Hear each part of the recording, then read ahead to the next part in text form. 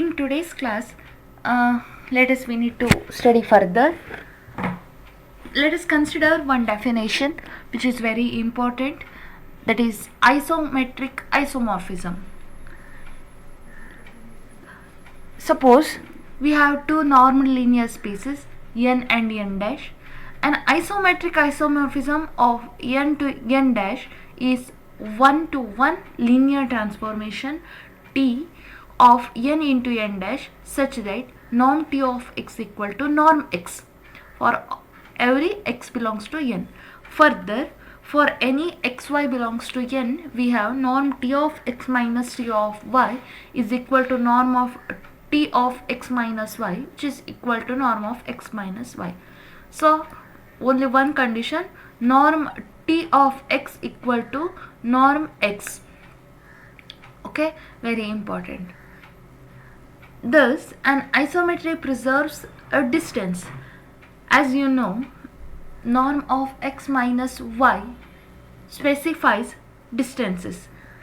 I think you know that d of x comma y, that is metric space, which is also distance.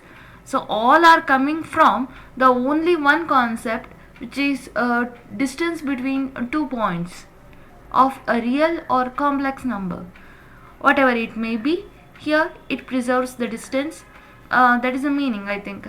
Next we'll study about inner product, that are also coming from this only, that the all are based on the physical interpretation distance. If there is an isometric isomorphism of n onto n dash, then n is said to be isometrically isomorphic to n dash, or n and n dash are said to be congruent. If there is a function between n and n dash so that it will become congruent, then we call that as isometrically isomorphism. Or there is a function of specifying the term of congruency, then there will be the isometrically isomorphic function exist. If n and n dash are congruent, it is necessary and sufficient that there exists a linear operator T with the domain n and the range n dash such that T inverse exists and a norm Tx is equal to norm x only for every x belongs to n, which is also very important. T ಅನ್ನುವಂಥದ್ದು ಒಂದು linear operator ಅಂತ consider ಮಾಡಿದ್ರೆ then norm T of x will be equal to norm x. We have one more definition, topologically isomorphic. I think which is not important from the point of examination, but you have, as you know, the 2 marks questions, right? That is multiple choice or 1.5 mark question, whatever it may be. Multiple choice questions ಇರುವಾಗ ಯಾವ್ದು ಬರುತ್ತೆ ಯಾವ್ದು ಬರಲ್ಲ ಅಂತ ಹೇಳಕ್ಕೆ ಬರೋದಿಲ್ಲ. That's why I'm giving all the notes, all the definitions, all the important aspects, whatever it may be, I'm giving you. Okay, I think ನಿಮಗೆ ಎಕ್ಸಾಮಲ್ಲಿ ಅಲ್ಲ ಅಂದರೆ ಮೀನ್ಸ್ ನೋಟ್ಸನ್ನು ಬರೆಯುವಾಗ ತುಂಬ ನೋಟ್ಸ್ ಆಗುತ್ತಿದೆ ಅಂತ ಅನಿಸ್ಬೋದು, ಬಟ್ ನಾನು ಎಲ್ಲ ಪಾಯಿಂಟ್ಸನ್ನು ಕೊಡ್ತಾ ಇದ್ದೀನಿ, ಎಲ್ಲ ನೋಟ್ಸನ್ನು ಪ್ರೊವೈಡ್ ಮಾಡ್ತಾ ಇದ್ದೀನಿ. ಸೊ ಬೇಜಾರು ಮಾಡ್ಕೋಬೇಡಿ ತುಂಬ ಆಗ್ತಿದೆ ಅಂತ ಅಂದ್ಕೊಂಡು. ನೀವು ಪ್ರೂಫನ್ನು ನಿಮಗೆ ಅರ್ಥ ಮಾಡ್ಕೊಂಡಾದ್ಮೇಲೆ ಅದನ್ನು ಏನು ಅಂದರೆ ಎಕ್ಸಾಮ್ ಸಲುವಾಗಿ ಓದ್ಕೊಳ್ಬೇಕು ಅಂತ ಇರೋದಿಲ್ಲ. ಜಸ್ಟ್ ಪ್ರೂಫನ್ನು ನೀವು ನೋಡಿಕೊಂಡ್ರೆ ಸಾಕು, ಸ್ಟೆಪ್ ಬೈ ಸ್ಟೆಪ್ ಯಾವ ಥರ ಬರುತ್ತೆ ಅಂತ ಗೊತ್ತಿದ್ರೆ ಸಾಕು ನಿಮಗೆ. ಬಟ್ ಆದರೆ ಕಾನ್ಸೆಪ್ಟ್ಸ್ ಎಲ್ಲದೂ ಗೊತ್ತಾಗಬೇಕು. ಅದಕ್ಕಾಗಿ ನಿಮಗೆ ಎಕ್ಸಾಮಿನ ಪಾಯಿಂಟ್ ಆಫ್ ವ್ಯೂ ನಾನು ಸ್ಟಡಿ ಮಾಡಿದಾಗ ನಿಮ್ಗೆ ಅಷ್ಟು ನೋಟ್ಸನ್ನು ನಾನು ಪ್ರೊವೈಡ್ ಮಾಡ್ತಾ ಇದ್ದೀನಿ ಮತ್ತು ಎಕ್ಸ್ಪ್ಲೇನ್ ಮಾಡ್ತಾ ಇದ್ದೀನಿ. ಬಟ್ ನೀವು ಎಕ್ಸಾಮಿನೇಷನ್ ಸಲುವಾಗಿ ನೀವು ಓದ್ತೀರಾ ಅಂತಂದರೆ ಎಲ್ಲದರದ್ದು ಪ್ರೂಫ್ ನಿಮಗೆ ಬೈ ಹಾರ್ಟ್ ಬರಬೇಕು ಅಂತ ಇಲ್ಲ, ಅಂತಂದರೆ ಅದನ್ನು ಮಾಡ್ಲಿಕ್ಕೆ ಬರಲೇಬೇಕು ಅಂತ ಇಲ್ಲ. ಬಟ್ ಎಲ್ಲ ಕಾನ್ಸೆಪ್ಟ್ ಆಫ್ ಪ್ರೂಫಲ್ಲಿರೋದು ಅರ್ಥ ಆಗಬೇಕು, ಆವಾಗ ಮಾತ್ರ ನಿಮಗೆ ಲಾಜಿಕಲಿ ಆನ್ಸರ್ ಮಾಡೋಕ್ಕಾಗತ್ತೆ. ಇಲ್ಲದೇ ಇದ್ದರೆ ಫಂಕ್ಷನಲ್ ಅನಾಲಿಸಿಸ್ ಪೇಪರನ್ನು ಅಟೆಂಡ್ ಮಾಡೋದು ತುಂಬ ಕಷ್ಟ ಆಗಿಬಿಡುತ್ತೆ. ಸೊ ಅದಕ್ಕಾಗಿ ಡೆಫಿನೇಷನ್ಸನ್ನೆಲ್ಲ ಕ್ಲಿಯರಾಗಿ ನೋಡ್ಕೊಳ್ಳಿ. Okay, we have to norm linear spaces n and n dash. ಅದನ್ನು ನಾವು ಟೊಪೊಲಜಿಕಲಿ ಐಸೋಮಾರ್ಫಿಕ್ ಅಂತ ಯಾವಾಗ ಕರಿತೀವಿ ಅಂತಂದರೆ, there exist a linear operator t from N to N dash having the inverse t inverse. T establish the isomorphism of n onto N dash. This means that n and n dash are topologically isomorphic if there is a homomorphism T of n onto n dash where T is also linear operator. Okay, so because of this reason n and n dash are said to be linearly homomorphism. ನೋಡಿ ಒಂದು ನೆನ್ಪಿಟ್ಕೊಳ್ಳಿ, ಇಲ್ಲಿ ಎಲ್ಲ ಕಡೆ ನಾವು on to ಅಂತ ಹೇಳ್ತಾ ಇದ್ದೀವಿ, not only to N to N dash, no, onto function exist ಆಗುತ್ತೆ ಅಲ್ಲಿ. ಮತ್ತೊಂದೇನು ಅಂತಂದರೆ ಅಲ್ಲಿ ಲೀನಿಯರ್ ಆಪರೇಟರ್ ಇರೋದಕ್ಕೆ ನೀವು ಯಾವುದೇ ಎರಡು variable T of alpha X plus beta Y equal to alpha into T of X plus beta into T of Y ಆಗಿ split ಮಾಡ್ಲಿಕ್ಕೆ ಬರುತ್ತೆ. ಸೊ ಆವಾಗ ನಾವೇನಂತ ಕರಿತೀವಿ, ಅದು ಲೀನಿಯರ್ಲಿ ಹೋಮೋಮಾರ್ಫಿಸಮ್ ಅಂತ ಅಂದ್ಬಿಡ್ತೀವಿ. ಆನ್ ಟು ಫಂಕ್ಷನ್ ಇದೆ, ಲೀನಿಯರ್ ಟ್ರಾನ್ಸ್ಫಾರ್ಮೇಷನ್ ಇದೆ ಅಂತಂದ್ರೆ ಅಲ್ಲಿ ಒನ್ ಕಂಡೀಷನ್ ಕೂಡ ಸ್ಯಾಟಿಸ್ಫೈ ಆಗುತ್ತೆ, ಅವಾಗ ಅದು ಹೋಮೋಮಾರ್ಫಿಸಮ್ ಫಂಕ್ಷನ್ ಹೋಮೋಮಾರ್ಫಿಸಮ್ ಕೂಡ ಅಲ್ಲಿ ಎಕ್ಸಿಸ್ಟ್ ಆಗುತ್ತೆ ನಮಗೆ. ಆವಾಗ ಮಾತ್ರ ಅದು ಐಸೋಮೆಟ್ರಿಕ್ ಐಸೋಮಾರ್ಫಿಸಮ್ ಅಂತ ಕರಿತೀವಿ. ಐಸೋಮಾರ್ಫಿಸಮ್ ಎಕ್ಸಿಸ್ಟ್ ಆಗಬೇಕಲ್ವಾ? Okay. So here we have one concept, finite dimensional normed linear spaces. Okay, let us go for the definition. Let L be a given linear space and norm 1 and norm 2 be two norms on L, so that two norms of a vector x becomes norm 1 of x and norm 2 of x. The two norms are said to be equivalent on L if and only if they generate the same topology on L, and this is denoted by norm 1 is equivalent to norm 2. So ಎರಡು topology ನಾರ್ಮನ್ನು ನೀವು ಒಂದೇ space ಮೇಲೆ define ಮಾಡಿದಾಗ ಎರಡು ನಾವು ಯಾವಾಗ equivalent ಆಗಿದೆ ಅಂತಂದರೆ ಅದರ ಮಧ್ಯದಲ್ಲಿ ಈಕ್ವಿವ್ಯಾಲೆನ್ಸ್ ರಿಲೇಷನ್ ಹೋಲ್ಡ್ ಆಗಬೇಕು. ನಿಮಗೆ ಈಕ್ವಿವ್ಯಾಲೆನ್ಸ್ ರಿಲೇಷನ್ ಗೊತ್ತಿದೆ ಅಲ್ವಾ? ಎಸ್. ನಾವು ಆದರೆ ಇಲ್ಲಿ ಹೇಳುವಂಥದ್ದು ಅದು ಸೇಮ್ ಟೊಪಾಲಜಿಯಿಂದ ಟೊಪಾಲಜಿಯನ್ನು ಜನರೇಟ್ ಮಾಡ್ತಾ ಇದ್ದರೆ, ಇಲ್ಲಿ ಟೊಪಾಲಜಿ ಅಂತಂದರೆ ಇದು ಈ ಮೂರು ಕಂಡೀಷನ್ ಇದೆ ಅಲ್ವಾ, ಮತ್ತು ಇದು. ಓಕೆ, ಸೊ ಈ ಕಂಡೀಷನ್ ಜೊತೆಗೆ ಈ ಮೂರು ಕಂಡೀಷನ್, ಇದು ಈ ಕಂಡೀಷನ್ ಜೊತೆಗೆ ಇಲ್ಲಿ ಬಂತು ಅಂತಂದರೆ ಇದು ಸೆಕೆಂಡ್ ಕಂಡೀಷನಿಂದ ಸಿಕ್ಕಿರುವಂಥದ್ದು. ಇದು norm T of X equal to norm X ಅಂತಂದರೆ ಅದು ಸೆಕೆಂಡ್ ಕಂಡೀಷನ್ನು. ಲೀನಿಯರ್ ಆಪರೇಟರ್ ಮತ್ತು ಇದ್ದಾಗ ಅದಕ್ಕೆ ಟಿ ಇನ್ವರ್ಸ್ ಎಕ್ಸಿಸ್ಟ್ ಆಗುತ್ತೆ ಅನ್ನೋದು ಫಸ್ಟ್ ಕಂಡೀಷನ್. ಇದು ಎರಡು ಕಂಟಿನ್ಯೂಸ್ ಅನ್ನೋದು ಥರ್ಡ್ ಕಂಡೀಷನ್. ಇದು ಮೂರು ಕಂಡೀಷನ್ ಸ್ಯಾಟಿಸ್ಫೈ ಆದಾಗ ನಾವೇನಂತ ಕರಿತೀವಿ ಅಂತಂದರೆ ಟೂ ನಾರ್ಮ್ಸ್ ಆರ್ ಈಕ್ವಲೆಂಟ್ ಅಂತ ಕರಿತೀವಿ. ಓಕೆ, ಸೊ ನೆಕ್ಸ್ಟು ಒಂದು ಥೇರಮ್ ಇದೆ ನಮಗೆ. ಎನ್ ಅನ್ನುವಂಥದ್ದು ಒಂದು ಲೀನಿಯರ್ ಸ್ಪೇಸ್ ಆಗಿದೆ ಅಂತ ಅಂದ್ಕೊಳ್ಳಿ. Two norms, norm 1 and norm 2 are defined on n. These norms on n are equivalent if and only if there exist positive constants m and m, capital M, such that m into norm 1 of x less than or equal to norm 2 of x less than or equal to capital M into norm 1 of x for every x belongs to n. Theory exam ಆಗಿತ್ತು ಅಂತಂದರೆ ಇದು ತುಂಬ important theorem ಆಗಿತ್ತು. ಇವಾಗ ಗೊತ್ತಿಲ್ಲ ನನಗೆ ಏನು ಕೇಳ್ತಾರೆ ಅಂತ, ಬಟ್ ಈ ಕಂಡೀಷನ್ನ ಕೇಳ್ಬೋದು. ಸಪೋಸ್ ಎನ್ ಒನ್ ಅನ್ನುವಂಥದ್ದು ಒಂದು ನಾರ್ಮು, ಎನ್ ಟು ಅನ್ನುವಂಥದ್ದು ಎರಡು ನಾರ್ಮನ್ನು ನಾವು ಡಿಫೈನ್ ಮಾಡ್ಕೊಳ್ತಾ ಇದ್ದೀವಿ. Let T of X equal to X and consider an operator T in the domain N one and the range N two ಅಂತಂದರೆ ಡೊಮೇನ್ ರೇಂಜ್ ಅಂತಂದರೆ ಏನು ಗೊತ್ತಿದೆ ನಿಮಗೆ. T from N one to N two ಇತ್ತು ಅಂತಂದರೆ N ಒನ್ನನ್ನು ನಾವು domain ಅಂತ ಕರಿತೀವಿ, ಎನ್ ಟು ಅನ್ನು ನಾವು ರೇಂಜ್ ಅಂತ ಕರಿತೀವಿ. So T inverse is a transformation with domain N two and the range N one.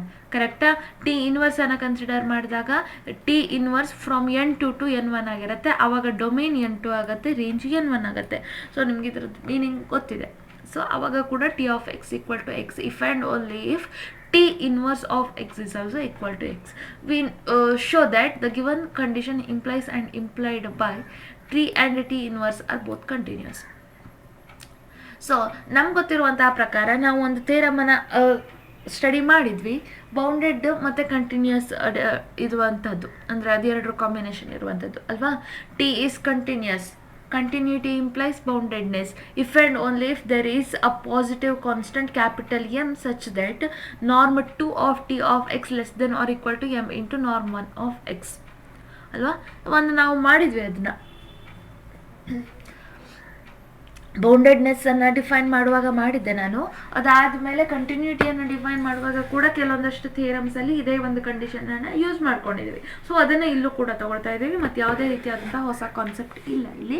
ನಮಗೆ ಗೊತ್ತಿರೋ ಪ್ರಕಾರ ಹೈಪೋಥಿಸಿಸ್ ಪ್ರಕಾರ T of X equal to X ಅಂತ ತಗೊಂಡಿದ್ವಿ ನಾವು ಅಲ್ವಾ.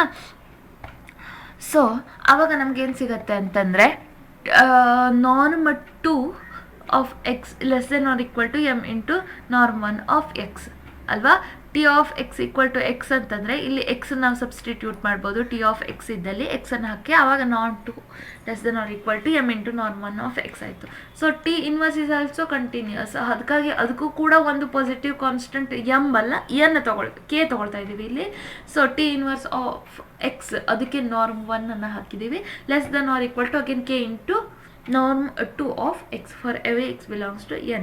So again t inverse of x ಅಂತಂದ್ರೆ ಕೂಡ x. So norm 1 of x less than or equal to k into norm 2 of x ಆಯಿತು ಅಲ್ವಾ. ಸೊ ಈಗ m ವ್ಯಾಲ್ಯೂ 1/k ಅಂತ ತಗೊಳ್ಳಿ. ಸೊ ಆವಾಗ ಏನಾಯಿತು ನಮಗಿಲ್ಲಿ m into norm 1 of x less than or equal to norm 2 of x less than or equal to capital M into norm 1 of x. Just ಏನು ಮಾಡ್ತಾ ಇಲ್ಲ ನಾವಿಲ್ಲಿ ಏನು ಮಾಡ್ತಾ ಇದ್ದೀವಿ ಅಂತಂದರೆ ಈ ಒಂದು ಕೆ ವ್ಯಾಲ್ಯೂ ಏನಿದೆಯೋ ಅದನ್ನು ನಾವು 1/m ಅಂತ ಹಾಕ್ಕೊಂಡಿದ್ದೀವಿ ಅಲ್ವಾ. ಕೆ ವ್ಯಾಲ್ಯೂನ 1/m ಹಾಕೊಳ್ಳಿ. ಅವಾಗ ಇದು 1/m ಇಂಟು ನಾರ್ಮ್ x2 ಆಯಿತು. ಆ 1/m ಅನ್ನು ಈ ಕಡೆ ತೊಗೊಂಡು ಹೋದರೆ m into norm 1 of X equal to norm of X norm 2 of X ಆಯಿತು. But norm 2 of X is less than or equal to capital m into norm 1 of X. So norm of x2 is less than or equal to m into norm 1 of X ಆಯಿತು. Again ಇದಕ್ಕೆ ಇಲ್ಲಿ ಬಂದಿರುವಂತಹ m multiply ಹಾಕ್ಕೊಂಡಿತ್ತು ಅಲ್ವಾ. So small m multiply ಹಾಕ್ಕೊಂಡಿತ್ತು ಅಂತಂದರೆ ಇದು m into norm of x1 less than or equal to ಇದೆ. So no problem. ಇದೆರಡರಿಂದ ಈ ಕಂಡೀಷನ್ ಸಿಗುತ್ತೆ ನಮಗೆ. ಅಂದರೆ ಏನಾಯಿತು, T and T inverse are both continuous if and only if the open sets in N are same as on open sets in into. So both the norms generate the same topology and hence they are equivalent. ಡೆಫಿನೇಷನನ್ನು apply ಮಾಡಿದ್ದೀವಿ ನೋಡಿ. ನಾವು ಈ ಕಂಡೀಷನನ್ನು prove ಮಾಡ್ಕೊಂಡಿದ್ದೀವಿ ಅಷ್ಟೇ. Okay, this is the theorem. Very simple theorem, but ತುಂಬ important theorem ಆಗಿತ್ತು. ಈಸಿಯಾಗಿರುವಂಥ ಥಿಯರಮ್ ಕೂಡ ಹೌದು. Next we have one corollary. The two norms norm 1 and norm 2 on n are equivalent if and only if the sequence xn converges with respect to norm 1 converges with respect to norm 2 and conversely ಅಂತಂದರೆ ಉಲ್ಟಾ ಅಷ್ಟೆ, ಮತ್ತೇನು ಇಲ್ಲ, vice versa ಅಂತ. That is two norms are equivalent if and only if convergence in norm 1 implies and implied by convergence in 2. Okay, Cauchy ಸೀಕ್ವೆನ್ಸಲ್ಲೂ ಇದು same applicable ಆಗುತ್ತೆ ಅಂತ ಹೇಳ್ತಾ ಇದ್ದೀವಿ. ಓಕೆ, ಫೈನೈಟ್ ಡೈಮೆನ್ಷನ್ ಮೇಲೆ ಒಂದು ಥಿಯರಮ್ ಇದೆ. On finite dimensional space all norms are equivalent ಅಂತ ಹೇಳ್ತಿದ್ದೀವಿ. So with the dimension N ಅಂತ ತೊಗೊಂಡ್ರೆ n ಟಪಲ್ಸನ್ನು ಕನ್ಸಿಡರ್ ಮಾಡ್ತೀರಾ, ಅದನ್ನು ಬೇಸಿಸ್ ಅಂತ ಕರಿತೀವಿ ನಾವು. ಇಲ್ಲಿ ಬರುವಂಥದ್ದು ಮೇನ್ ಆಗಿ ಹೆಮಿಲ್ ಬೇಸಿಸ್. ಓಕೆ, ಹೆಮಿಲ್ ಬೇಸಿಸ್ ಅಂತಂದರೆ ಏನು ಅನ್ನೋದನ್ನು ನೀವು ಸ್ಟಡಿ ಮಾಡಿದಿರೋ ಇಲ್ಲೋ ಅಂತ ನನಗೆ ಗೊತ್ತಿಲ್ಲ. ಜಸ್ಟ್ ಒನ್ಸ್ ನಾವು ರಿಕಾಲ್ ಮಾಡ್ಕೊಳ್ಳೋಣ. ಹೆಮಿಲ್ ಬೇಸಿಸ್ ಅಂತಂದರೆ ಏನಪ್ಪ? ಒಂದು ತುಂಬ ಇಂಪಾರ್ಟೆಂಟ್ ಆದಂತಹ ಕಾನ್ಸೆಪ್ಟ್ ಅದು ಹೆಮಿಲ್ ಬೇಸಿಸ್ ಅನ್ನುವಂಥದ್ದು. ಏನೂ ಇಲ್ಲ, ಈಗ ಸಪೋಸ್ ನೀವು ಯಾವುದೋ ಒಂದು ಫಾರ್ ಎಕ್ಸಾಂಪಲ್ ಫಸ್ಟ್ ಬೇಸಿಸ್ ಅಂತಂದರೆ ಏನು ಹೇಳ್ತೀನಿ ನಾನು, ಅದು ಒಂದು ವೆಕ್ಟರ್ ಸ್ಪೇಸ್ ಇದೆ ಅಂತ ಅಂದ್ಕೊಳ್ಳಿ. ಆ ವೆಕ್ಟರ್ ಸ್ಪೇಸಸ್ಸು ಅದು ಫೈನೈಟ್ ಡೈಮೆನ್ಷನಲ್ ಇರ್ಬೋದು ಅಥವಾ ಇಲ್ಲದೆ ಇರ್ಬೋದು. ಡೈಮೆನ್ಷನಲ್ ಅಂತಂದರೆ ನಿಮ್ಗೆ ಅಲ್ಲಿ ಎಲಿಮೆಂಟ್ಸನ್ನು ನೀವು ಅಂದರೆ nth ಡೈಮೆನ್ಷನಲ್ ತಗೋತೀವಿ, 2 ಡೈಮೆನ್ಷನಲ್, 3 ಡೈಮೆನ್ಷನಲ್. 2 ಡೈಮೆನ್ಷನಲ್ ಅಂತ ಕೂಡ ನಾವು ಅಲ್ಲಿ ಬರೋದು ನಮಗೆ ಪಾಯಿಂಟ್ಸ್ x0 y0 ಪೇರ್ಸ್ ಅಲ್ಲಿ ಸಿಗುವಂಥದ್ದು x1 y1 ಈ ಥರ ಸಿಗುತ್ತೆ ಅಲ್ವಾ ನಮಗೆ. ಅಂದರೆ ಎಕ್ಸ್ 2 ಡೈಮೆನ್ಷನಲ್ ಅಂತ ಕೂಡ ಎಕ್ಸ್ ಕೋಆರ್ಡಿನೇಟ್ಸಲ್ಲಿ ನಮಗೆ ಅಂದರೆ ಟಪಲ್ಸಲ್ಲಿ ನೀವು ಸ್ಟಡಿ ಮಾಡ್ತಾ ಹೋದರೆ x1 x2 ತನಕ ಬರುತ್ತೆ, y1 y2 ತನಕ ಬರುತ್ತೆ. ನೀವು ಪಾಯಿಂಟ್ಸೇ ಬೇರೆ, ಡೈಮೆನ್ಷನನ್ನೇ ಬೇರೆ.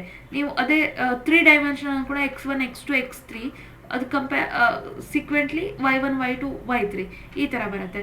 ಈಗ ಸಪೋಸ್ ನೀವು n dimensional finite dimensional space with dimension n ಅಂತ ತಗೊಂಡಿದ್ದೀನಿ ಅಂತ ಅನ್ಕೊಳ್ಳಿ.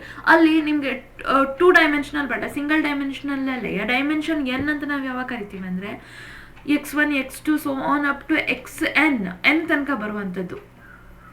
ಸೊ ಅದು ನಾವು ಈಗ ಸಪೋಸ್ ಅದನ್ನು ಹೆಮೆಲ್ ಬೇಸಿಸ್ ಅಂತ ಯಾವಾಗ ಕರಿತೀವಿ ಅಂತಂದರೆ ನಾವು ಆ ಒಂದು ಡೈಮೆನ್ಷನಲ್ನಲ್ಲಿ ಇರುವಂತಹ ಯಾವುದೋ ಒಂದು ವ್ಯಾಲ್ಯೂಸನ್ನು ಲೀನಿಯರ್ಲಿ ಇಂಡಿಪೆಂಡೆಂಟ್ ವ್ಯಾಲ್ಯೂಸ್ ಆಗಿ ನಾವು ಅದನ್ನು ಎಕ್ಸ್ಪ್ರೆಸ್ ಮಾಡೋಕ್ಕೆ ಬರ್ತದೆ ಅಂತ ಆದರೆ ನಾವು ಅದನ್ನು ಬೇಸಿಸ್ ಅಂತ ಕರಿತೀವಿ.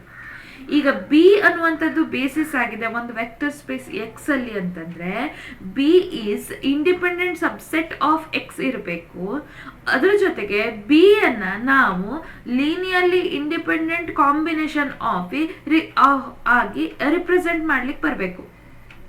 ಅಂತಂದ್ರೆ every non zero element of X ಏನಿದೆಯೋ ಅದು ಯುನಿಕ್ ರಿಪ್ರೆಸೆಂಟೇಷನ್ ಅನ್ನ ಹೊಂದಿರಬೇಕು as a combination of linearity. I repeat, for every non-zero element x has a unique representation as linear combination of elements of capital B with non-zero scalars as its coefficient, then we call that basis B as Hamel basis or basis, simply basis. Okay, so that is the meaning. ಈಗ ಇಲ್ಲಿ ಒಂದು ನಾವು study ಮಾಡ್ಕೊಳ್ಳೋಣ. Finite dimensional ಅಂತ ಕೊಡ್ತಾ ಇದ್ದೀವಿ. ಈ ಒಂದು ಬೇಸಿಸ್ ಇದೆ ಅಂತ ಅನ್ಕೊಳ್ಳಿ. ಈ ಏನು ಇದೆಯೋ ಡೈಮೆನ್ಷನಲ್ ಏನಿದೆಯೋ ಅದನ್ನೇ ನಾವು ಬೇಸಿಸ್ ಅಂತ ಯಾವಾಗ ಕರಿತೀವಿ ಅಂತಂದರೆ ಇದರಲ್ಲಿರುವಂತಹ ಪ್ರತಿಯೊಂದು ಎಲಿಮೆಂಟು ಕೂಡ ಅದರದ್ದೇ ಆದಂತಹ ಯೂನಿಕ್ ಕಾಂಬಿನೇಷನ್, ಲೀನಿಯರ್ ಕಾಂಬಿನೇಷನನ್ನು ಹೊಂದಿರಬೇಕು. ಲೀನಿಯರ್ ಕಾಂಬಿನೇಷನ್ ಅಂತ ಅಂದ ಕೂಡಲೇ ಇಲ್ಲಿ ಸ್ಕೇಲಾರ್ಸ್ ಅನ್ನ ತಗೊಳ್ಬೇಕಾಯ್ತು. So let us consider scalars alpha 1 alpha 2 so on up to alpha n such that ಈಗ ಒಂದು element X belongs to N ಆಗಿತ್ತು ಅಂತಂದ್ರೆ ಆಲ್ಫಾ 1 x1 ಆಲ್ಫಾ 2 x2 ಅದೆಲ್ಲ ಲೀನಿಯರ್ ಕಾಂಬಿನೇಷನ್ಸ್ ಅಲ್ವಾ. ಲೀನಿಯರ್ ಕಾಂಬಿನೇಷನ್ಸ್ ಮೀನಿಂಗ್ ನಿಮ್ಗೆ ಗೊತ್ತೇ ಇದೆ. ಸೊ ಆ ಲೀನಿಯರ್ ಕಾಂಬಿನೇಷನ್ ಆಗಿ ನಾವು ಅದನ್ನು ಸೆಟ್ ಮಾಡ್ಲಿಕ್ಕೆ ಬರಬೇಕು. ಮತ್ತೊಂದೇನು ಅಂತಂದ್ರೆ ಅದು ಯುನಿಕ್ ಆಗಿರಬೇಕು. ಒಂದು ಎಲಿಮೆಂಟಿಗೆ ಬೇರೆ ಬೇರೆ ಲೀನಿಯರ್ ಕಾಂಬಿನೇಷನ್ಸ್ ಮಾಡ್ಲಿಕ್ಕೆ ಬರಬಾರ್ದು, ಯುನಿಕ್ ಆಗಿರ್ಬೇಕು. ಸೊ ಅದಕ್ಕೆ ನಾವು ಬೇಸಿಸ್ ಅಂತ ಕರೆಯುವಂಥದ್ದು. ಸೊ ಹಾಗಾಗಿ ಈಗ ನಾರ್ಮ್ ಆಫ್ ಎಕ್ಸ್ ನಾಟ್ ಅನ್ನು ನಾವು ಏನು ಮಾಡ್ಬೋದು, ಒಂದು ಯುನಿಕ್ ಕಾಂಬಿನೇಷನ್ ಅಲ್ಲಿ ರೆಪ್ರೆಸೆಂಟ್ ಮಾಡುವಾಗ maximum of mod alpha I such that 1 less than or equal to I less than or equal to N which is a norm on N. Norm ಈ ಥರ define ಆಗಿದೆ ಅಂತ ತಗೊಂಡಿದ್ದೀವಿ ನಾವು. ಇದನ್ನು ನಾವು ಡಿಫೈನ್ ಮಾಡ್ಕೊಂಡಿರುವಂಥದ್ದು. Okay, we call this particular norm as zeroth norm and show that any other norm on n is equivalent to this norm. Okay, this amounts to finding positive constant m and capital M such that m into norm naught of x less than or equal to norm x less than or equal to m into norm naught of x. That is by previous theorem for every n x belongs to n. So ನೀವು ಈ ಒಂದು ಏನೋ equation ಏನಿದೆಯೋ ಇದರಲ್ಲಿ R H S ಪಾರ್ಟನ್ನು ತುಂಬ easily prove ಮಾಡ್ತೀರಾ. So for any X belongs to capital N we have from this equation at linearity combination. ಅದರಿಂದ ನಮ್ಗೆ ಏನು ಸಿಗುತ್ತೆ ಅಂತಂದರೆ norm X is equal to summation I running from 1 to n alpha I X I. ಹೌದಾ? Okay, so will be less than or equal to, ಈಗ summation ನಾನು ಹೊರಗಡೆ ಇಟ್ಕೊಂಡ್ರೆ ಇದು ಸ್ಕೇಲರ್ಸ್ ಆಗಿರೋದಕ್ಕೆ ನಾರ್ಮ್ ಒಳಗಡೆ ಇರುವಂಥದ್ದಕ್ಕೆ ಮೋಡ್ ಬರುತ್ತೆ, ನಾರ್ಮ್ ಆಫ್ ಎಕ್ಸ್ ಐ ಉಳಿಯುತ್ತೆ. ಇದು ನಾವು ನಮ್ಗೆ ಗೊತ್ತಿರುವಂಥ ಕಂಡೀಷನ್ನಿಂದ ನಾವು ತೊಗೊಂಡಿರುವಂಥದ್ದು. ಸೊ ಈಗ ಇದ್ರ ವ್ಯಾಲ್ಯೂನ ಹಾಕ್ತೇವೆ ನಾವು. I running from 1 to n mode of alpha into norm X I. ಇದು ಯಾವಾಗಲೂ ಮ್ಯಾಕ್ಸಿಮಮ್ಗಿಂತ ಕಡಿಮೆ ಇದ್ದೇ ಇರುತ್ತೆ. Okay, so but maximum of alpha I for all I we have from equation 2 which is norm naught of x ಅಲ್ವಾ. 0 ತಗೊಂಡಿವಿ, ಆ ವ್ಯಾಲ್ಯೂವನ್ನು ನಾನು ಇಲ್ಲಿ ಸಬ್ಸ್ಟಿಟ್ಯೂಟ್ ಮಾಡಿದ್ದೀನಿ. ನಮ್ಗೆ ಗೊತ್ತಿರೋ ಪ್ರಕಾರ ಬೇಸಿಸ್ ಯಾವಾಗಲೂ ಫಿಕ್ಸ್ಡ್ ಆಗಿರೋದಕ್ಕೆ we can take the number capital M as ಯಾವ್ದಾದ್ರು ಒಂದು ನಾರ್ಮನ್ನು ಫಿಕ್ಸ್ ಮಾಡ್ಕೊಳ್ಳಿ. ಇಲ್ಲಿ ಯೂಸಿಂಗ್ ದಿಸ್ ನಾರ್ಮ್ ನಾವು ಏನು ಮಾಡ್ಬೋದು, ಈ ವ್ಯಾಲ್ಯೂವನ್ನು ಕ್ಯಾಪಿಟಲ್ ಎಮ್ ಆಗಿ ಈ ಇಕ್ವೇಷನ್ನಿಂದ ಬರಿಬೋದು. ಅಂದರೆ ನಾರ್ಮ್ ನಾಟ್ ಇಂಟು ಇದು ವ್ಯಾಲ್ಯೂ ಕ್ಯಾಪಿಟಲ್ ಎಮ್. ಯಾಕೆ ಅಂತಂದರೆ ಇಲ್ಲಿ ನಾರ್ಮ್ ಆಫ್ ಎಕ್ಸ್ ಐ ಎನ್ನುವಂಥದ್ದು ಫಿಕ್ಸ್ಡ್. ಓಕೆ, ಸೊ ವ್ಯಾಲ್ಯೂನ ಸಬ್ಸ್ಟಿಟ್ಯೂಟ್ ಮಾಡಿದ್ದೀವಿ. ಆವಾಗ ನಮಗೆ ಇದು ಒಂದು ವ್ಯಾಲ್ಯೂ ಸಿಕ್ಕಿದೆ ನಮಗಿಲ್ಲಿ. ಓಕೆ, ಈ ವ್ಯಾಲ್ಯೂ ಒಂದಾಯಿತು. ಈಗ ಇಕ್ವೇಷನ್ 3ಯ ಇನ್ನೊಂದು ಪಾರ್ಟನ್ನು ನೋಡೋಣ. ಈಗ ಈ ಪಾರ್ಟ್ ಸಿಕ್ಕಿದೆ ನಮಗೆ, ಈ ಪಾರ್ಟನ್ನು ನೋಡ್ಕೊಳ್ಳೋಣ ಹೇಗೆ ಪ್ರೂವ್ ಮಾಡೋದು ಅಂತಂದರೆ, so consider the case of one dimensional space with the basis sequence x1, then any vector in this one dimensional space is uniquely written as x equal to alpha 1 x1. ಒಂದೇ value ಹಾಕೊಂಡಿದ್ದೀವಿ. So norm X equal to norm of alpha 1 x1 mod of alpha 1 into norm x1.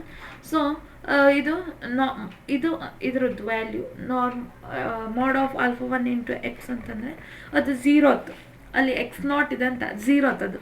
So norm not of X into norm x1 ಆಯಿತು. Thus one dimensional case in this the positive constant M exist ಆಗುತ್ತೆ, ಇದ್ರ value ಇದು. So ಆವಾಗ ಇದು ಏನಾಯಿತು, ಈ norm not of X into M ಆಯಿತು ಅಲ್ವಾ. Suppose the theorem is true for all spaces of the dimension less than or equal to n-1. L ಅನ್ನುವಂತಹ ಸ್ಪೇಸಸ್ ಸ್ಪ್ಯಾನ್ಡ್ ಬೈ ದಿಸ್ n-1ಗೆ ತೊಗೊಂಡಿದ್ದೀವಿ. So elements up to n-1 ತೊಗೊಂಡಿದ್ದೀವಿ. So by induction hypothesis norm is equivalent to 0th norm on N. Next, we show that L is a closed subspace of N. For this, it is enough if we show that L is complete ಆಗಿತ್ತು ಅಂತಂದರೆ closed ಸಬ್ಸ್ಪೇಸು ಆಗಿರುತ್ತೆ. ಯಾಕೆಂದರೆ ಒಂದು ಥಿಯರಮಲ್ಲಿ prove ಮಾಡಿದ್ದೀವಿ ನಾವು, closed subspace of N ಯಾವಾಗಿರುತ್ತೆ ಅಂತಂದರೆ L complete ಇರುವಾಗ. Okay, ಒಂದು ಕಾಶಿ ಸೀಕ್ವೆನ್ಸನ್ನು ತಗೊಳ್ಳೋಣ. ಕಂಪ್ಲೀಟ್ ಅಂತ ಪ್ರೂವ್ ಮಾಡೋಕ್ಕೆ ಕಾಶಿ ಸೀಕ್ವೆನ್ಸನ್ನು ಕನ್ಸಿಡರ್ ಮಾಡ್ತೀವಿ. ಅದು ಯಾವುದೇ ಕನ್ವರ್ಜ್ ಆಗುತ್ತೋ ಆ ಕನ್ವರ್ಜ್ ಆಗಿರುವಂತಹ ಎಲಿಮೆಂಟ್ ಅದೇ ಸೀಕ್ವೆನ್ಸಲ್ಲಿ ಇದೆ ಅನ್ನೋದು, ಅಥವಾ ಸಾರಿ ಅದೇ ನಾರ್ಮಲ್ಲಿ ಇದೆ ಅಂತ ತೋರಿಸ್ಬೇಕು ನಮಗೆ. ಕಾಶಿ ಸೀಕ್ವೆನ್ಸ್ ಕನ್ಸಿಡರ್ ಮಾಡ್ಕೊಳ್ಳಿ. ಸೊ ಇದು ಈಕ್ವಿವೆಲೆಂಟ್ ಅಂತ ನಮಗೆ ಬಂದಿರೋದಕ್ಕೆ ನಾವು ಏನಂತ ಕರಿತೀವಿ, Cauchy's Y R is a Cauchy sequence with respect to norm nought also. So let Y I ಅದನ್ನು ಕೂಡ ಯೂನಿಕಲಿ ರಿಪ್ರೆಸೆಂಟ್ ಮಾಡ್ಕೊಳ್ಳಿ. ಅದು ಯೂನಿಕಲಿ ಡಿಟರ್ಮೈನ್ಡ್ ಸ್ಕೇಲಾರ್ಸ್ ಆಗಿರುತ್ತೆ. ಅದರೊಳಗಿರುವಂಥ alpha 1i, alpha 2i, alpha 3i, so on up to alpha n-1. Alpha N ಅಲ್ಲ, alpha n-1. ಯಾಕೆಂತಂದರೆ ನಾವಿಲ್ಲಿ ತಗೊಳ್ತಾ ಇರುವಂಥದ್ದು n-1 ಡೈಮೆನ್ಷನಲ್ಲಿಗೆ ನಮಗೆ ಪ್ರೂವ್ ಆಗತ್ತೆ ಅಂತ ತಗೊಳ್ತಾ ಇದ್ದೀವಿ, ಅಥವಾ ಅದಕ್ಕಿಂತ ಕಡಿಮೆ ಇರೋದಕ್ಕೆ, ಅದಕ್ಕೆ with respect to the basis. Okay, Cauchy sequence ಹಾಕ್ಕೊಂಡಿರೋದಕ್ಕೆ ಕಾಶಿ ಸೀಕ್ವೆನ್ಸಿನ ಕಂಡೀಷನ್ ಪ್ರಕಾರ norm of Y R minus Y S for norm nought tending to 0 as R S tending to infinity. But ಇದು equal to maximum of this. ಯಾಕೆ ಇದನ್ನ ಹೇಗೆ ಬರಿಬೋದು ಅಂತ ನಿಮ್ಗೊಂದು ಇಲ್ಲಿ ಡೌಟ್ ಬರುತ್ತೆ. ಅದು ಕಾಶಿ ಸೀಕ್ವೆನ್ಸ್ ಹಾಕ್ಕೊಂಡಿರೋದಕ್ಕೆ ಒಂದು ಪರ್ಟಿಕ್ಯುಲರ್ ವ್ಯಾಲ್ಯೂಗೆ ಕನ್ವರ್ಜ್ ಆಗುತ್ತೆ ಅಂತ ನಾವು ತೊಗೊಂಡಿದ್ದೀವಿ. ಆ ಕನ್ವರ್ಜ್ ವ್ಯಾಲ್ಯೂ ಅಂದರೆ ಲೆಸ್ ದೆನ್ ಎಪ್ಸಿಲಾನ್ ಅನ್ನುವಂಥ ವ್ಯಾಲ್ಯೂ ಏನಿದೆಯೋ ಅದು ಯಾವ ವ್ಯಾಲ್ಯೂಗೆ ಕನ್ವರ್ಜ್ ಆಗುತ್ತೋ ಆ ವ್ಯಾಲ್ಯೂವನ್ನು ನಾವು ಅಲ್ಲಿ ಸ್ಪೆಸಿಫೈ ಮಾಡ್ತಾ ಇರುವಂಥದ್ದು. ಸೊ ಈ ಒಂದು ಕಂಡೀಷನಿಂದ ನಮ್ಗೆ ಏನು ಸಿಗತ್ತೆ ಅಂತಂದರೆ,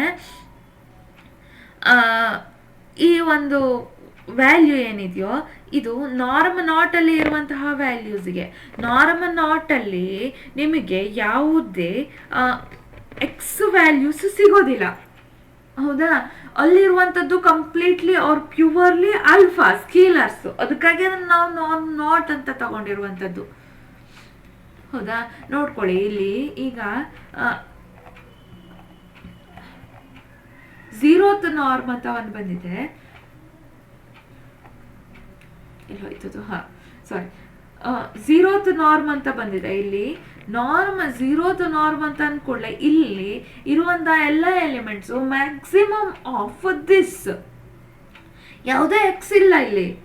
ಇದಕ್ಕೆ ನಾರ್ಮ್ 1 ಆಫ್ ಎಕ್ಸ್ ಈಕ್ವಲೆಂಟ್ ಆಗಿದೆ, ಹೌದಾ.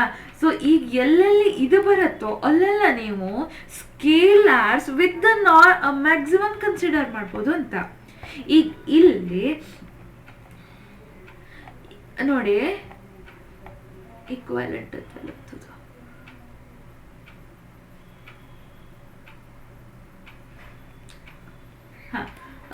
Norm is equivalent to 0th norm ಅಂತ ಪ್ರೂವ್ ಆಯಿತು. ಹೌದಾ? ಅದಕ್ಕಾಗಿ ಈ ಕಾಶಿ ಸೀಕ್ವೆನ್ಸ್ ನೀವು ವೈ ಆರ್ ಅನ್ನುವಂಥದ್ದು ನಾರ್ಮ್ ಮೇಲೆ ಡಿಫೈನ್ ಮಾಡ್ಕೊಂಡಿದ್ದೆ, ಇದು ನಾರ್ಮ್ ನಾಟಿಗೆ ಈಕ್ವಲೆಂಟ್ ಆಗಿತ್ತು ಅಂತಂದ್ರೆ ಅದೇ ನಾರ್ಮನ್ನು ಅಂದರೆ ಅದೇ ಕಾಶಿ ಸೀಕ್ವೆನ್ಸನ್ನು ನಾರ್ಮ್ ನಾಟ್ ಅಂದರೆ 0th ನಾರ್ಮ್ ಮೇಲೆ ಕೂಡ ಡಿಫೈನ್ ಮಾಡ್ಬೋದು. 0th ನಾರ್ಮ್ ಮೇಲೆ ನೀವು ಡಿಫೈನ್ ಮಾಡ್ತೀರಾ ಅಂತಂದರೆ ಅದರ ವ್ಯಾಲ್ಯೂಸ್ ಹೆಂಗಿರುತ್ತೆ? ಎಲಿಮೆಂಟ್ಸು ಮ್ಯಾಕ್ಸಿಮಮ್ ಆಫ್ ಸ್ಕೇಲರ್ಸ್ ಅಲ್ಲಿ ಇರುತ್ತೆ. ಹೌದಾ? ಸೊ ಈಗ norm not of X will be maximum of alpha I. ಹೌದಾ? ಇಲ್ಲಿ 1 ಇದೆ, ಇದು 1 ಇರೋದಕ್ಕೆ 1 ಅದು ಏನೂ ಇಲ್ಲ ಅಂತಂದ್ರೆ ಏನೂ ಇಲ್ಲ ಅಷ್ಟೇ. ಇಲ್ಲಿ norm of Y R minus Y S sequence ಇರೋದಕ್ಕೆ ಮ್ಯಾಕ್ಸಿಮಮ್ ಆಫ್ ಇಲ್ಲಿ ಸ್ಕೇಲರ್ಸ್ ಅನ್ನ ನೀವೇನು ತಗೋತೀರೋ ಅದು ಎ ತಗೊಳ್ಳಿ, ಆಲ್ಫಾ ತಗೊಳ್ಳಿ, whatever it be scalars, ಅದು ಆಲ್ಫಾ ಆರ್ ಆಲ್ಫಾ ಎಸ್ ಬಂತು. ಬಟ್ ದಿಸ್ ಟೆಂಡಿಂಗ್ ಟು 0 ಇರೋದಕ್ಕೆ ಇದು ಕೂಡ ಟೆಂಡಿಂಗ್ ಟು 0 ಆಯಿತು, S R S tending to infinity. Clear? ಅರ್ಥ ಆಗಿಲ್ಲ ಅಂತಂದ್ರೆ ಕೇಳ್ಕೊಳ್ಳಿ. ಸೊ ಈ ಒಂದು ಕಂಡೀಷನ್ ಇಂದ ನಮ್ಗೆ ಏನು ಗೊತ್ತಾಗುತ್ತೆ ಅಂತಂದ್ರೆ ಇದು Cauchy sequence over real space or complex space which is complete. Hence alpha k r tending to alpha k as r tending to infinity for each k running from 1 to n minus 1. And let us consider this sum linear combination. Again y r tending to y with respect to norm naught, so this on L is also y r tending to y aitu. Under this induction hypothesis we have proved that the subspace L is complete with respect to arbitrary norm and so it is closed. ಅದೇ ರೀತಿ vector basis ಅಲ್ಲಿ ಕೂಡ ನಾವು prove ಮಾಡ್ತೀವಿ. ಹಂಗೆ prove ಮಾಡಿದಾಗ ಕೂಡ ನಮ್ಗೇನು ಬರುತ್ತೆ? ಐಸೋಮೆಟ್ರಿಸಮ್ ಪ್ರಾಪರ್ಟಿ ಪ್ರೂವ್ ಆಗುತ್ತೆ. ಅಂದರೆ ಐಸೋಮೆಟ್ರಿಕ್ ಪ್ರಾಪರ್ಟಿಯನ್ನು ನಾವು ಡೆಫಿನೇಷನ್ ಪ್ರಕಾರ ಪ್ರೂವ್ ಮಾಡುವಂಥದ್ದು. ಡೆಫಿನೇಷನ್ ಏನು ಹೇಳುತ್ತೆ ಅಂತಂದರೆ norm of X norm T of X minus T of Y is equal to norm of X minus Y ಬರಬೇಕು. ಲೀನಿಯರ್ ಕಾಂಬಿನೇಷನ್ಸ್ ಎಕ್ಸಿಸ್ಟ್ ಆಗಬೇಕು. ಅಲ್ಲಿ ನಾವು ಆ ಫಂಕ್ಷನನ್ನು ಅದೇ ಥರ ಡಿಫೈನ್ ಮಾಡ್ಕೊಳ್ಳುವಂಥದ್ದು. ಈಗ ಇಲ್ಲಿ ಒಂದು ಸೆಟ್ಟನ್ನು ಕನ್ಸಿಡರ್ ಮಾಡ್ಕೊಳ್ತಾ ಇದ್ದೀವಿ, X n plus L set considering in elements xn plus some element z where z belongs to this L, and also the mapping z from z to zn plus xn plus z from L to xn plus L. xn plus L ಅಲ್ಲಿ ಇರುವಂತಹ ಎಲ್ಲ elements xn plus z ಅಲ್ಲಿ ಇರುವಂತ z format ಅಲ್ಲಿ ಇರುತ್ತೆ. ಈ z ಅನ್ನುವಂಥದ್ದು L ಅಲ್ಲಿ ಇರುವಂಥದ್ದು. ಸೊ ಈಗ ಸಪೋಸ್ ಯಾವ್ದಾದ್ರು 2 ಎಲಿಮೆಂಟ್ ತಗೊಳ್ಳೋಣ, y z. ನಮಗೀಗ norm of x n plus z minus x n plus y is equal to norm of z minus y ಆಯಿತು. ಯಾಕೆಂತಂದರೆ ಇದು norm x n plus z ಅಂದರೆ ಎಕ್ಸ್ ಎನ್ ಪ್ಲಸ್ ಎಲ್. ಹೌದಾ? ಅಂತಂದರೆ ಇದೇ element. ಅದು ಯಾವುದು ಅಂತಂದರೆ ಸಿಗೋದು ಡೆಫಿನೇಷನ್ನಿಂದ. ಎಕ್ಸ್ ಎನ್ ಪ್ಲಸ್ ಝೆಡ್ ಅಂತಂದರೆ ಝೆಡ್ ಉಳಿಯೋದು ಯಾವುದರಲ್ಲಿ? ಎಲ್ಲಲ್ಲಿ. ಇದು ಇರುವಂಥದ್ದು ಎಕ್ಸ್ ಎನ್ ಪ್ಲಸ್ ಎಲ್ಲಲ್ಲಿ ಇರುವಂತಹ ನಾರ್ಮು. ಅದಕ್ಕೆ ಎಲ್ಲಲ್ಲಿ ಇರುವಂತಹ ನಾರ್ಮ್ ಈಕ್ವಲೆಂಟ್ ನಾವು ಮ್ಯಾಪಿಂಗನ್ನು ಡಿಫೈನ್ ಮಾಡ್ಕೊಂಡಿರೋದು ಆ ಥರ. Okay, shows that Z tending to xn plus z which is isometric, hence L is closed and the space xn plus L is also closed, so its complement is also open. ಇದು closed set ಆಯಿತು ಅಂತಂದರೆ ಅದ್ರ compliment open set ಹಾಕ್ಕೊಂಡಿರತ್ತೆ. ಅದು ಅಲ್ಲದೆ ಈಗ ಇದರೊಳಗೆ 0 ಇದೆ X N ಅಲ್ಲಿ ಅಂತಂದರೆ ಅದ್ರ ಕಾಂಪ್ಲಿಮೆಂಟಲ್ಲಿ 0 ಇರೋದಿಲ್ಲ. ಅದೇ ಥರ ಈಗ 0 ಅನ್ನುವಂಥದ್ದು ಎಕ್ಸ್ ಎನ್ ಪ್ಲಸ್ ಅಲ್ಲಿ ಇಲ್ಲ ಅಂತ ಆದರೆ ಇದ್ರ ಕಾಂಪ್ಲಿಮೆಂಟಲ್ಲಿ 0 ಇರುತ್ತೆ. ಓಕೆ, ಸೊ ಈಗ ನಾವು ಒಂದು ಐಡಿಯಾ ಮಾಡಿಕೊಳ್ಳೋಣ. ಒಂದು ಕಂಡೀಷನಲ್ಲಿ ಪ್ರೂವ್ ಮಾಡೋಣ, 0 does not belongs to x n plus l ಅಂತ ನಾವು ಪ್ರೂವ್ ಮಾಡಬೇಕು ಅಂತಂದರೆ 0 belongs to x n plus l ಅಂತ ತಗೊಳ್ಳೋಣ. ಕಾಂಟ್ರಡಿಕ್ಷನ್ ಏನು ಬರುತ್ತೆ ಅಂತ ನೋಡೋಣ. So 0 belongs to x n plus l ಅಂತಂದರೆ ನಾವು ಅದನ್ನು ನಾವು ಯುನಿಕ್ಲಿ ರಿಪ್ರೆಸೆಂಟ್ ಮಾಡಬೇಕು. For all x belongs to that space ಅಂತ ಕನ್ಸಿಡರ್ ಮಾಡ್ತೀವಿ, ಅಥವಾ ನಾರ್ಮ್ ಅಂತ ಕನ್ಸಿಡರ್ ಮಾಡಿದರೆ ಆ ಎಲ್ಲ ಎಲಿಮೆಂಟ್ಸಿಗೂ ಲೀನಿಯರ್ ಕಾಂಬಿನೇಷನ್ ಇರುತ್ತೆ ಅಂತ ಆಗಿತ್ತು. ಲೀನಿಯರ್ ಕಾಂಬಿನೇಷನ್ ಇರುತ್ತೆ ಅಂತ ಆದರೆ, ಅಥವಾ ಒಂದು ಬೇಸಿಸ್ ಇರುತ್ತೆ ಅಂತ ಆದರೆ, for some scalars beta 1 beta 2 so on up to beta n minus 1, 0 can be represented as the linear combination of the scalars, right? xn plus beta 1 xn, beta 2 x2, so on up to beta n minus 1 xn minus 1, which is impossible. ಯಾಕೆ ಹೇಳಿ? xn not equal to 0. ಇಲ್ಲಿ ಇದು ಯಾವುದು 0 ಆಗೋದಿಲ್ಲ, but xn ವ್ಯಾಲ್ಯೂಗೆ ಇದು 0 ಆಗಿಬಿಡುತ್ತೆ. This proves that 0 does not belongs to xn plus L. Since xn plus L complement is open, there must exist a constant Cn greater than 0 such that is the open sphere. So ಒಂದು open spear ಅನ್ನು consider ಮಾಡ್ಕೊಳ್ಳೋಣ. So ಈ open spear consider ಮಾಡಿದಾಗ for any x belongs to xn plus L, we have norm x greater than or equal to Cn ಆಯಿತು. Okay, so for any scalars alpha I, this linear combination greater than or equal to Cn ಆಯಿತು. If alpha n not equal to 0, alpha I ಅನ್ನು alpha I by alpha n ಆಗಿ ನಾವು represent ಮಾಡಿದಾಗ ಇದ್ರದ್ದೆಲ್ಲ rotations change ಆಯ್ತಾ? alpha I ಅನ್ನು alpha I by alpha n ಆಗಿ represent ಮಾಡ್ತಾ ಇದ್ದೀವಿ. I running from 1 to n minus 1. So alpha 1 by alpha n into x1 plus alpha 2 by alpha n into x2, so on up to ಇಲ್ಲಿ X N ತನಕ ಬಂತು. Alpha term ಯಾವುದು ಇಲ್ಲ ನಮಗೆ. So ಅದಕ್ಕಾಗಿ ಈಗ ಸಪೋಸ್ ಆಲ್ಫಾ ಎನ್ ಕಾಮನ್ ಇರೋದನ್ನು ಈ ಕಡೆ ತಗೊಬಂದರೆ ಸ್ಕೇಲರ್ ಆಗಿರೋದಕ್ಕೆ ಅದು ನಾರ್ಮ್ ಅಂಡರಲ್ಲಿ ಇದ್ರೂ ಮಾಡ್ಯುಲಸ್ ಆಗಿಬಿಡುತ್ತೆ. So norm of alpha 1 x1, alpha 2 x2, alpha 3 x3, so on up to alpha n minus 1 x n minus 1 plus n LCM ತಗೊಂಡಾಗ ಇದು ಆಲ್ಫಾ ಎನ್ ಎಕ್ಸ್ ಎನ್ ಆಯಿತು, greater than or equal to modulus of alpha n into c n ಆಯಿತು. So instead of starting with the space L spanned by x1, x2, x3, so on up to xn minus 1, we can start with the space spanned by x1, x2, so on up to xi minus 1, xi plus 1, so on up to xn. ನೋಡಿ, X alpha ನಮಗೆ ಇಲ್ಲಿ N term ಇರಲಿಲ್ಲ, but ನಾವು N ಟರ್ಮ್ಗೆ reach ಆಗಿದ್ದೀವಿ. Scalars ಮೇಲೆ ಅದು depend ಹಾಕೊಂಡಿರುವಂಥದ್ದು. So in the similar manner we can find some constant C I greater than 0 such that like this. Hence we can say that for any x can be written as summation I running from 1 to n alpha I xi, n ತನಕನೂ reach ಆಗತ್ತೆ ಅಂತ. So ಮಿನಿಮಮ್ಗಿಂತ ಅಂತೂ ಇದು ಯಾವಾಗಲೂ ದೊಡ್ಡದಾಗೇ ಇರುತ್ತೆ. For every alpha I ಇದು true ಹಾಕ್ಕೊಂಡಿರುತ್ತೆ. So ಅದಕ್ಕಾಗಿ ನಮಗೆ ಸಿಗುವಂಥದ್ದು ಈ ಒಂದು ಮಿನಿಮಮ್ ಸಿ ಐ ಏನಿದೆಯೋ ಅದಕ್ಕೆ ಒಂದು ಪರ್ಟಿಕ್ಯುಲರ್ ವ್ಯಾಲ್ಯೂವನ್ನು ಫಿಕ್ಸ್ ಮಾಡ್ಕೊಳ್ಳಿ ಎಮ್ ಅಂತ. ಆವಾಗ ಇದು ಈ ಒಂದು ನೊಟೇಷನ್ ಏನಿದೆಯೋ greater than or equal to this constant m into norm not of x ಅಂತ ಆಗೋಯ್ತು. ಸೊ ಈ ಒಂದು ನೊಟೇಷನ್ನಿಂದ ನಮಗೇನು ಸಿಕ್ಕಿದೆ, ಈ ಒಂದು ನಾರ್ಮ್ ಏನಿದೆ greater than or equal to M into norm not of x ಅಂತ ಸಿಕ್ತು. ಮೊದಲು ಮೇಲ್ಗಡೆ ನಮಗೆ ಇದು ಏನಿದೆ ಇದು greater than capital m into norm not ಅಂತ ಸಿಕ್ಕಿತ್ತು.